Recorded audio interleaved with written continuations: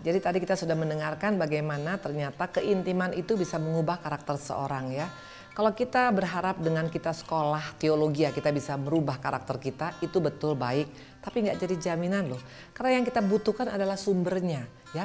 Waktu kita melekat kepada Tuhan, kita jadi seperti dia. Tapi waktu kita hanya melekat kepada perkara-perkara yang ada di dunia ini, ya kita seperti dunia. Very simple, dia punya hukumnya, betul? Yang pertama tadi dikatakan bukti Abraham dekat kepada Tuhan. Dia bisa negotiate loh. Hanya orang-orang yang dekat kepada seseorang yang bisa negotiate dengan orang tersebut, betul?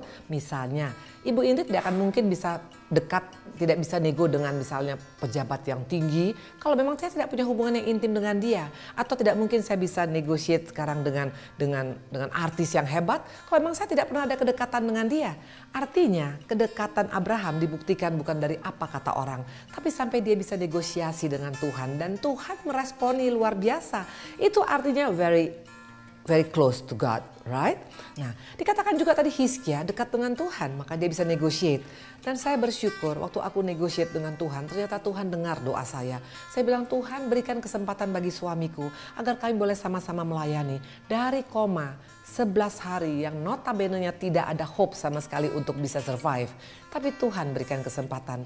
Sekarang suami saya sudah 6 tahun sembuh dari komanya. Kalau menurut banyak orang-orang yang berkata, kapan-kapan tuh bisa kumat lagi. Sesudah after accident itu bisa tiba-tiba ngehang dan bisa tiba-tiba tidak lagi ingat apa-apa. Tapi sampai hari ini tidak terjadi. Kenapa? Waktu kita menjadi sahabat Tuhan, waktu kita bisa melekat dengan Tuhan, Tuhan dengar doa kita dan Tuhan responi negosiasi kita. Itu yang pertama. Dan bukti daripada seorang punya karakter diubahkan dalam satu keintiman. Saya lihat dari karakter Abraham. Bayangkan pengusaha sukses bisa ngalah dengan keponakannya yang notabene-nya dibawa sama Abraham sehingga menjadi orang berhasil. Bisa nggak Abraham berkata seperti ini? Dasar kamu nggak tahu diri. Kamu itu berhasil karena saya loh. Seringkali kadang-kadang kata-kata mutiara seperti itu keluar daripada orang yang berbuat jasa kepada kita, bukan? Tapi Abraham nggak seperti itu. Daripada ribut, oke, kamu boleh pilih mana yang kamu mau. Dan akhirnya Lot pilih tanah yang banyak airnya loh. Logikanya lagi kembali, kalau tanah berair banyak, ternak itu pasti akan berlimpah ruah dan akan berkembang biak dengan baik. Tapi perhatikan, Abraham dapat yang tanah tandus. Tapi kenapa bisa sampai dikatakan Abraham sangat amat kaya? Very simple.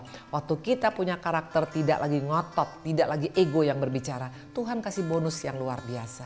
Bagaimana dengan kita wanita-wanita? Seringkali membuat kita tidak bisa mengalah karena ego yang tinggi, betul?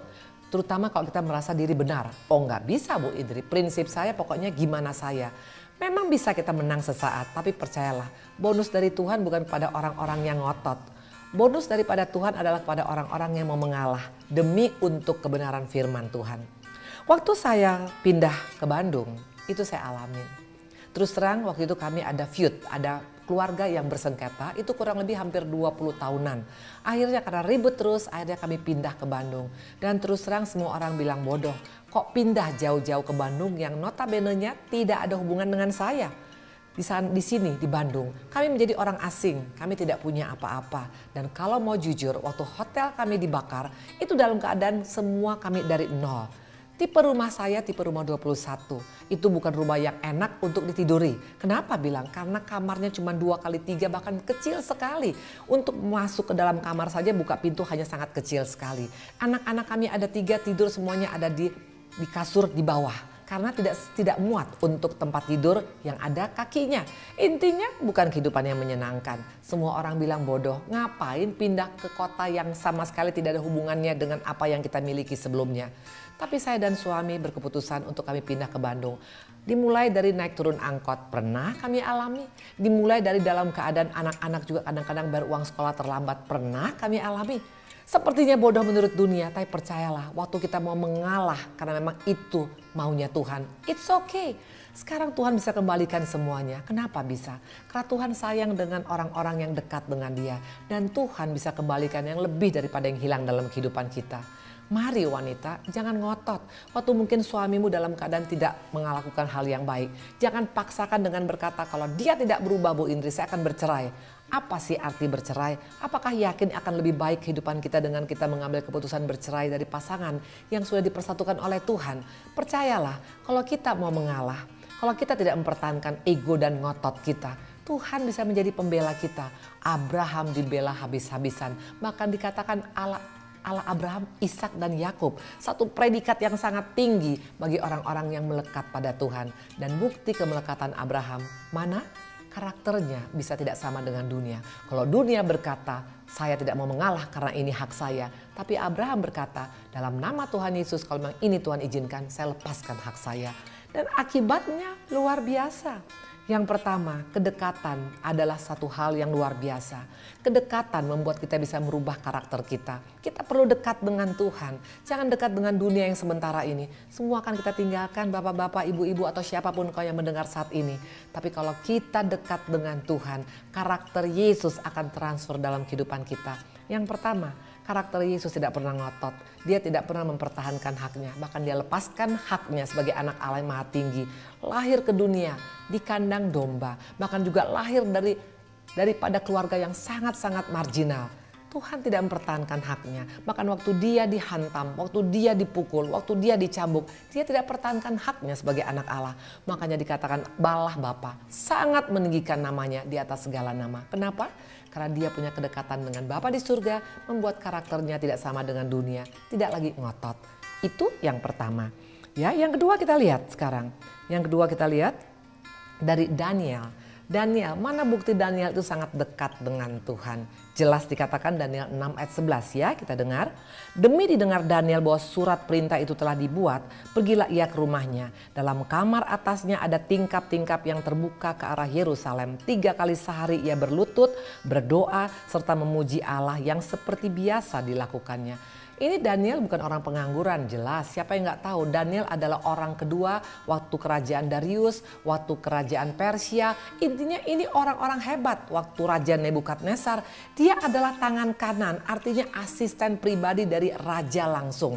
Artinya nggak mungkin ini orang pengangguran kelas berat, betul. Tapi yang luar biasa, gaya hidup Daniel 3 kali sehari naik ke satu rumah untuk memuji menyembah Tuhan seperti yang biasa dilakukannya. Daniel ini punya keintiman yang luar biasa dengan Tuhan. Seringkali kadang-kadang karena kesibukan kita tidak punya waktu untuk melekat pada Tuhan. Bagaimana dengan kita wanita-wanita? Masihkah punya keintiman dengan Tuhan? Masihkah ada mesbah pribadi kita dengan Tuhan?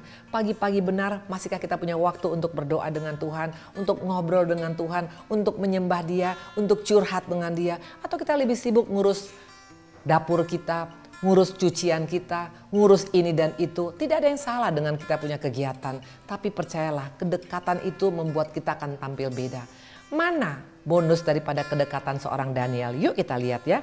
Daniel 3 ayat 22 sampai dengan 25 ya. Perhatikan, ini bonus bagi orang-orang yang punya hubungan intim dengan Tuhan. Mana bukti Daniel intim? 3 kali sehari bukan angka yang sedikit, dengan kesibukan yang luar biasa. Dia berikan waktu pagi-pagi benar buat Tuhan. Mungkin siang atau sore dia berikan pada Tuhan di tengah kesibukannya.